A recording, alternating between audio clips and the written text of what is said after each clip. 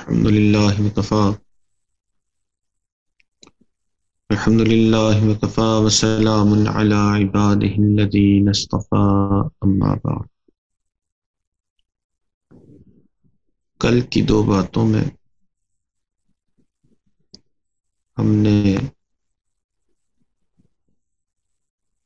یہ بیان کیا کہ جو سلوک طے کرنے والے لوگ ہوتے ہیں وہ مقربین بننا چاہتے ہیں. ان کی نیت اللہ کے مقرب بندوں میں ہونے کی ہوتی ہے، اور اس لیے مشائخ سے بیعت کی جاتی ہے. تو شیخ کے ساتھ تعلق رکھنا، اس کی مثال دی گئی کہ وہ ایسے ہی ہے کہ جیسے ایک شخص ہے جس کو ایک گاڑی بھی میسر ہو جاتی ہے، ایک ڈرائیور بھی میسر ہو جاتا ہے، اور وہ ڈرائیور راستوں کو اچھی طرح سے جانتا بھی ہے. تو ایسا ڈرائیور اور گاڑی اگر مل جائے تو بندہ اپنی منزل مقصود پر آرام سے پہنچ جاتا ہے. اور ڈرائیور اور گاڑی ہوتی ہے تو راستے کے ڈاکو یا راستے کے جانور اسے زیادہ جو ہے وہ تنگ نہیں کر سکتے. شیخ کے بغیر خود ساختہ ذکر معمولات کر کے اور اللہ کا قرب حاصل کرنا ناممکن تو نہیں، مگر اس کی مثال ایسے ہی ہے کہ جیسے ایک بندہ ہے، اس کو کچھ نہ کچھ اندازہ تو ہے کہ راستہ کہاں ہے، مگر نہ اس کے پاس ڈرائیور ہے نہ اس کے پاس گاڑی ہے. راستہ جو ہے وہ ڈرائیوروں والا راستہ ہے، گاڑی سے طے کرنے والا. اور اکیلا ہے تو راستے میں ڈاکو اس کو لوٹ بھی سکتے ہیں اور جانور اسے مار بھی سکتے ہیں. اسی لیے کل ہم نے حضرت اقدس تھانوی رحمۃ اللہ علیہ کا قول نقل کیا کہ جس کا کوئی شیخ نہیں اس کا شیخ شیطان ہے.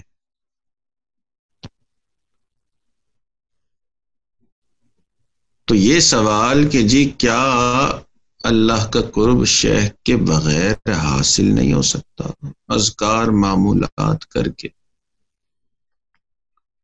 تو اس کا جواب یہ دیا گیا کہ اگر کوئی بندہ اذکار معمولات کر تو سکتا ہے، مگر اس کے لیے مقربین میں سے بننا جو ہے وہ تقریباً ناممکن ہے.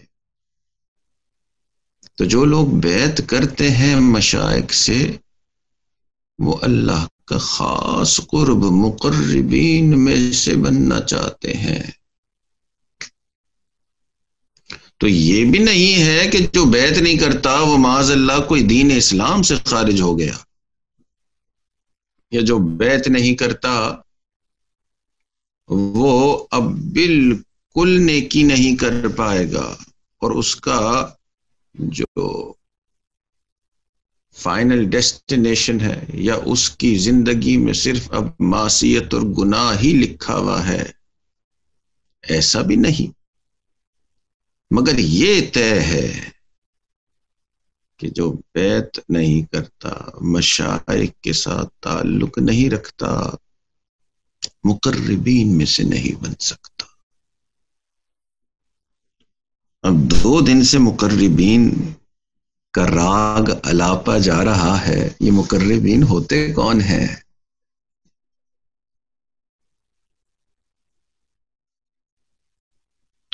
عام طور پہ ہمارے ذہنوں میں یہ ہوتا ہے کہ مقربین شاید بڑے کوئی صاحب کشف لوگ ہوتے ہوں گے، ہوا میں اڑنے والے اور پانی پہ چلنے والے. مگر مشائخ نے مقربین کی یہ تعریف نہیں کی، بلکہ مقربین وہ ہیں جن کے اندر کچھ صفات آ جاتی ہیں. مثال کے طور پہ، اور وہ صفات ایسی ہوتی ہیں جو عام بندوں میں موجود نہیں ہوتی اور عام نیک بندوں میں بھی موجود نہیں۔ مثال کے طور پہ مقربین جو ہیں، ان کی ایک صفت یہ ہوتی ہے کہ ان کو یہ استحضار رہتا ہے، ان کی سوچ کا حصہ یہ بات بن جاتی ہے کہ جو کچھ بھی عمل ہو رہا ہے، چاہے وہ میرا ہو رہا ہے، چاہے وہ دوسرے کسی کا عمل ہو رہا ہے، یہ سارا عمل جو ہے یہ اللہ کا ایکشن ہے۔ یعنی مقربین جو ہوتے ہیں وہ ہر عمل کو یوں دیکھتے ہیں کہ اس عمل کا فاعل حقیقی اللہ ہے۔ تو اگر کوئی اس کو ڈانٹ رہا ہوتا ہے تو وہ یہی سمجھ رہا ہوتا ہے، اسے بندے پہ ڈانٹنے والے پہ غصہ نہیں آتا، اسے اپنے اوپر ناراضگی ہوتی ہے کہ یہ ڈانٹ اللہ کی طرف سے آ رہی ہے، میں نے اللہ کو کوئی ناراض کیا۔ اب عام لوگ تو یوں نہیں سوچتے، ہمیں کوئی ڈانٹتا ہے تو ہم تو کہیں گے کہ یار یہ کیوں مجھے ڈانٹ رہا ہے، تو اس کی سوچ اور اس کا ذہن عام لوگوں سے بہت مختلف ہوتا ہے۔ اسی طرح اگر کوئی اس کی تعریف کرتا ہے تو وہ یہی سمجھتا ہے کہ یہ بندہ میری تعریف نہیں کر رہا، اللہ رب العزت اس کے منہ سے کروا رہے ہیں۔ تو تعریف آنے پہ وہ پھولتا ہے، نہ تنقید ڈانٹ پہ وہ ناراض ہوتا ہے۔ تو عام لوگ تو ایسے نہیں ہوتے، عام نیک لوگ بھی ایسے نہیں ہوتے۔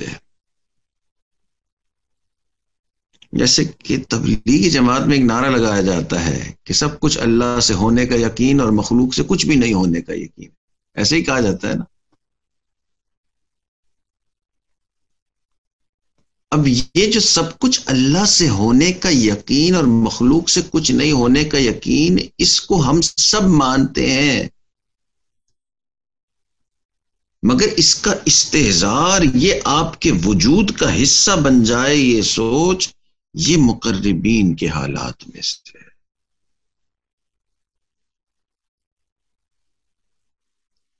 تو مقربین کی صفات عام لوگوں سے بہت مختلف۔ عام لوگ ان صفات کو مان سکتے ہیں، تسلیم کر سکتے ہیں کہ یہ اچھی صفات ہیں۔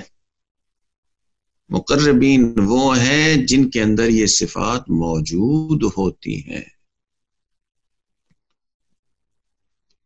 تو مقربین وہ جو ہر عمل کا فاعل حقیقی اللہ کو سمجھتے ہیں، اس کا استحضار ہوتا ہے۔ اسی طرح امام ربانی حضرت مجد الفسانی رحمۃ اللہ علیہ نے مقربین کی تعریف میں یہ لکھا کہ مقربین وہ ہوتے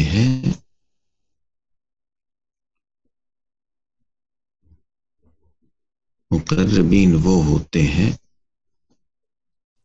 کہ جو غم اور آلام جو ہیں، یعنی جو بہت اچھے جو منفی حالات ہوتے ہیں نا، تکلیف کو خوشیوں پہ زیادہ پسند کرتے ہیں۔ یہ کیا معاملہ؟ عام بندہ تو ایسا نہیں ہوتا ہے ایسا؟ عام بندہ تو یہی کہتا ہے کہ حالات اچھے رہیں جی، کبھی نہ کھانے پینے کی تنگی آئے مجھے، اور کبھی کوئی اور بری خبر نہ آ جائے۔ عام بندہ تو یہی کہے گا کہ یہ کورونا مجھے کسی طرح بھی نہ لگے بس۔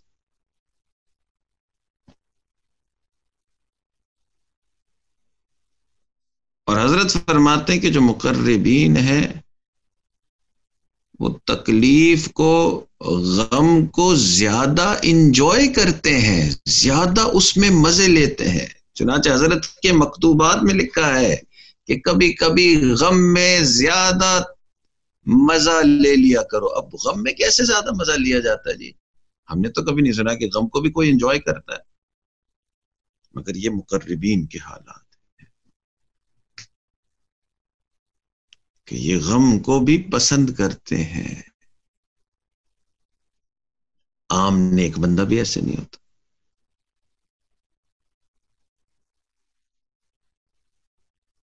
مقربین غم کو کیوں پسند کریں گے جی؟ امام ربانی رحمت اللہ علیہ لکھتے ہیں مقربین اس لیے پسند کریں گے غم کو، تکلیف کو، کیونکہ اگر اللہ کی طرف سے انعام ملتا ہے تو اس میں اللہ کی بھی خواہش شامل ہے، بندے کی اپنی خواہش بھی شامل ہے. اور جو غم اور تکلیف آیا تو بندے کی اپنی خواہش اس میں شامل ہی نہیں ہوتی. کوئی بھی بندہ نہیں چاہتا کہ میرے اوپر غم اور تکلیف آئے. اس میں 100% اللہ کی خواہش شامل ہے.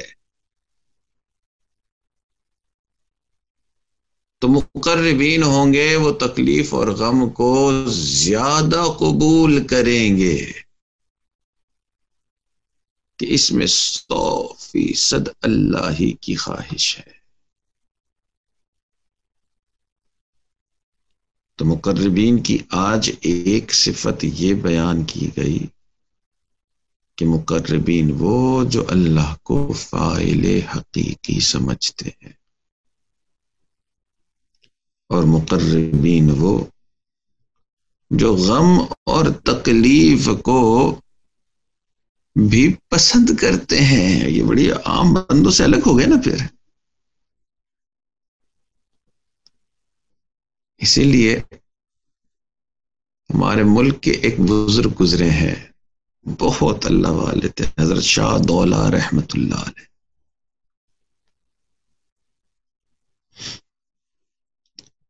حضرت شاہ دولہ رحمت اللہ علیہ کے زمانے میں سیلاب آ گیا علاقوں میں، اور جس گاؤں میں یا جس علاقے میں حضرت رہتے تھے اس کا بند بھی اب ٹوٹنے والا تھا، اور پانی جو ہے وہ گاؤں میں داخل ہونے والا تھا.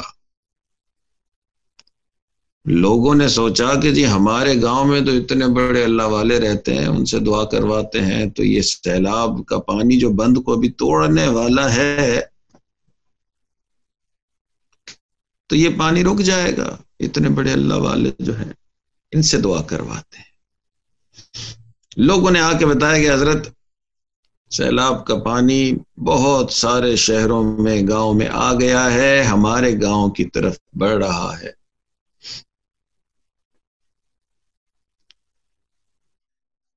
تو بند جو ہے وہ ٹوٹنے والا ہے. حضرت نے یہ بات سنی، آپ نے کدال لیا اور جا کے بند کو خود توڑنا شروع کر دیا. تو لوگوں نے کہا کہ حضرت یہ کیا کر رہے ہیں؟ ہم تو آپ کے پاس آئے تھے کہ یہ بند اپنی جگہ رہے اور پانی دور چلے جائے، آپ نے اس بند کو ہی توڑنا شروع کر دیا. تو کیونکہ حضرت پنجابی زبان بولتے تھے، آپ نے فرمایا جتھے مولا اتھے شاہ دولہ، کہ جہاں مولا ہے وہیں شاہ دولہ ہے.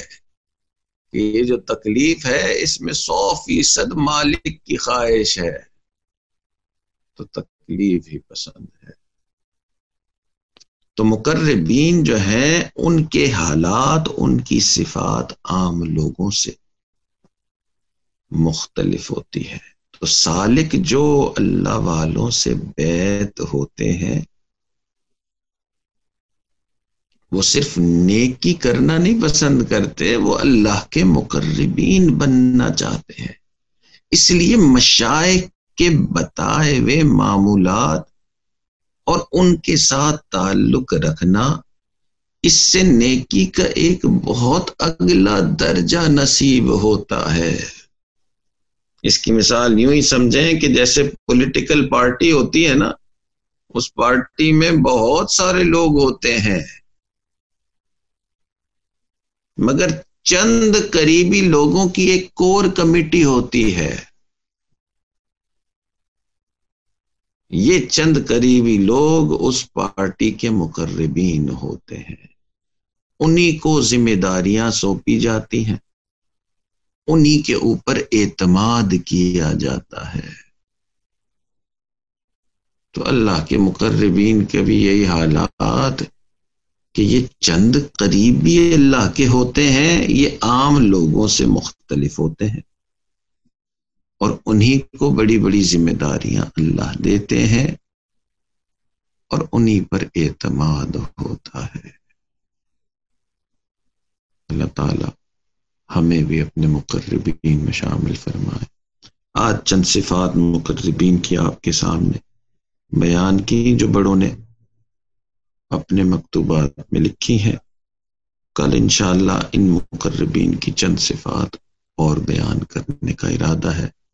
اللہ تعالی ہمیں بھی اپنے مقربین میں شامل فرمائے۔ وآخر دعوانا ان الحمدللہ رب العالمین۔ دعا کر لیجیے۔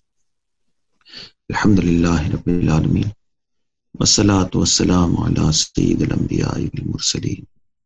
اللہم انا نسألک علما نافعا وعملا متقبلا ولسانا ذاکرا وقلبا خاشعا ورزقا واسعا وشفاء من كل داء۔